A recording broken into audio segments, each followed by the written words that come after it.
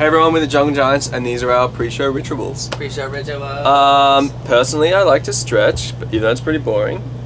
Also, I like to make sure I don't eat too much, because that's like a definite something I will do if I don't pay attention. I love to just eat until I feel sick. Yes, he does. It's like my crux. But about the apple pie. Yeah, like, I like to eat. There's been a couple of shows where we'll have like a whole lamb shank, and like it's almost like competition level food of how much food I'm eating, and then it just makes the show so much harder. I've seen this guy eat an entire apple pie, an entire liter of custard, and then fall asleep for like 7 hours. Just really like food. It's like my one vice. It's like my favorite vice. Yeah. Would be food. So yeah, not eat too much is probably the biggest one. Well, day to day. The pre-show ritual, it almost starts like when we wake up. I feel like we're all four of us are always like researching like a good place to go for our post-sound check dinner, wine bar, snack vibe. But not eat too much. Yeah, but it's not eat too much. And we've kind of taken that with like for everyone. And none of us eat like a dinner. We just have nibbles, wine, cheese, vibes, and company. And it's pretty much only allowed to be the four of us as well. That's a big one. We like to keep it like a tight family and hang out the four of us and spend time together before the show. Makes the show feel much tighter and more comfortable when you've been like hanging out and on like the same level. Yeah. Yeah. So we do that. We like to do that about like 5 p.m. in the evening, and then get back to the venue with a good 2 or 3 hours before the show. Start letting everyone do their like stretches, warm ups, make heaps of margaritas, drink lots of tequila, but not too much. We're actually pre-show right now, so this is respectable. The ritual is slightly changed, but for you guys, we will do this. But we're still drinking our tequila, so nothing's changed for us. And then we're seeing it. And then we like to do a thing called Monster Truck, where we clear everyone out of the green room, and we just spend time together listening to music, and kind of ruining the green room a little tiny bit. And then we run around, we scream. Yeah. We like hug each other. We like ah! We call it monster trucking because it's like bashing into each other. We play bumper cars with our buddies for a while. But that's the most, we like to keep it so secret. It's like really weird. People are like, what are you guys doing in there? We're like, don't even ask us about what monster truck is. Get out. Okay? Like, and then we just have to explain the fact that there's like we're never gonna 14 packets of chips smashed open on the ground, a lime on stuck to the ceiling, stuck to the ceiling with a knife. We've become more conscious of our wastage. So it's less food related now. Yeah, it used to be. Now it's more just like. Because that's free. Any mess we made, we would clean up. We don't want anyone cleaning up after us. It's gross. But it took a bit of getting to that. Yeah. There had to be some conversations. Sam, you? Mine is very much like it's the same thing. We have the same routine actually. We stick to the same routine regimentally. We go to a wine bar straight after sound check. We have a little bit of finger food. Like Keelan said, don't have a full stomach. Once we get back to the venue, I do a thing every time where I do a warm-up exactly an hour before the show. And I don't even know if that's like the proper technique version of it, but I just do it an hour before so I don't forget. And then I go into like a corner or the bathroom and I put my face in the corner so that my ears can hear it very clearly. And then I do like 15 minutes of just running up and down, things like that. I think that it helps me stay good every night. You got to warm up so you don't sing like shit. And then I'll come back into the room and everybody's doing their thing. And I have like a drink thing that I like to go through. So I like to, when I start drinking, I like my first drink to be wine. And that's at the wine bar with the guys. And then I have like 2 wines. And then... A beer? See, it used to be I'd have a beer first or with the wine. But now it's just wine.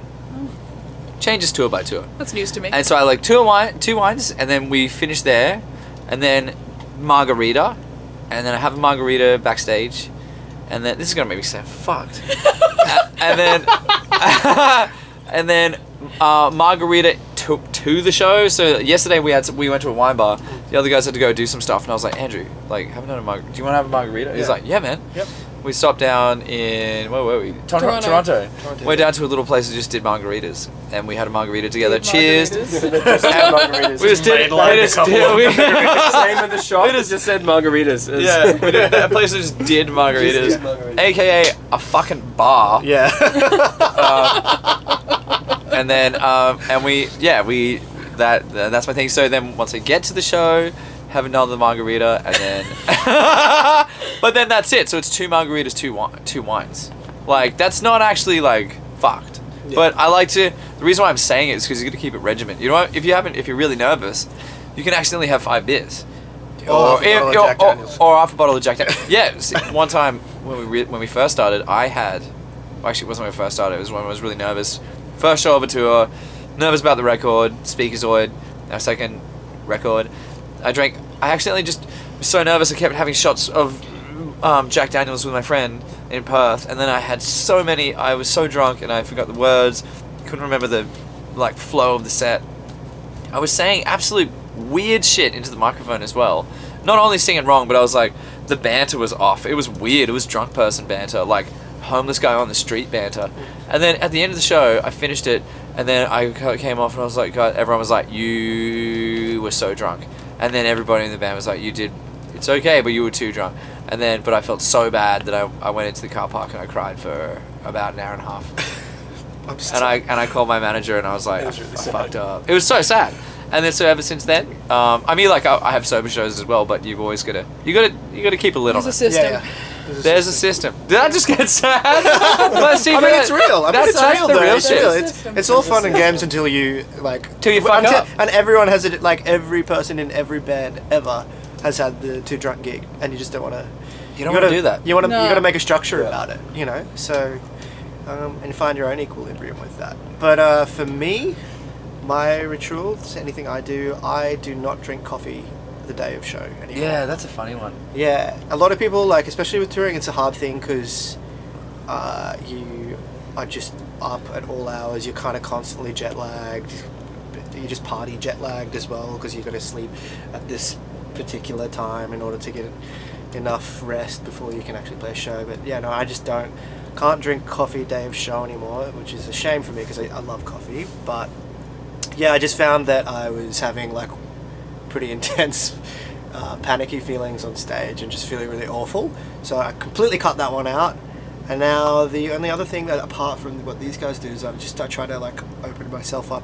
It sounds lame, but I just try to open myself up emotionally before I go on a gig. Yeah, that is a good thing. Just take some deep breaths and just think about the people that I love in my life, and most of them are here, sitting here, and A couple of us. yeah, and all three of them. Yeah, you know what I'm trying to I know say. what you mean. Yeah. But yeah, I just I try to do some wholesome mind exercises like that, Yeah. and just try and get myself as happy as possible, because really it's like a very lucky thing that we get to do, and being happier will always make you better at a show. So I think that's a good takeaway.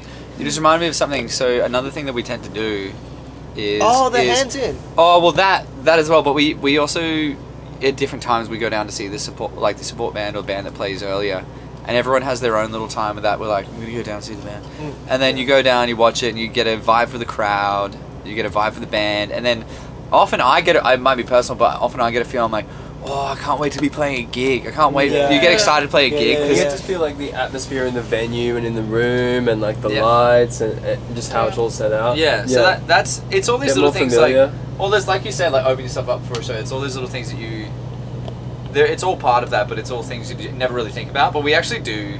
It's the same. We almost create the same situation every night, Yeah. even though you're a different city, different crowd. Different Crowd So- sizes differ. Yeah, so much changes that you have to kind of, you have to be Be the your constant. you have to be Yeah. the constant, the most true version of yourself in many ways. That's a bit douchey, but Be whatever. the river of tequila. yeah. But only make sure you have 2, Yeah. In a bit. or you'll cry. 2 and a bit. 2 in a bit.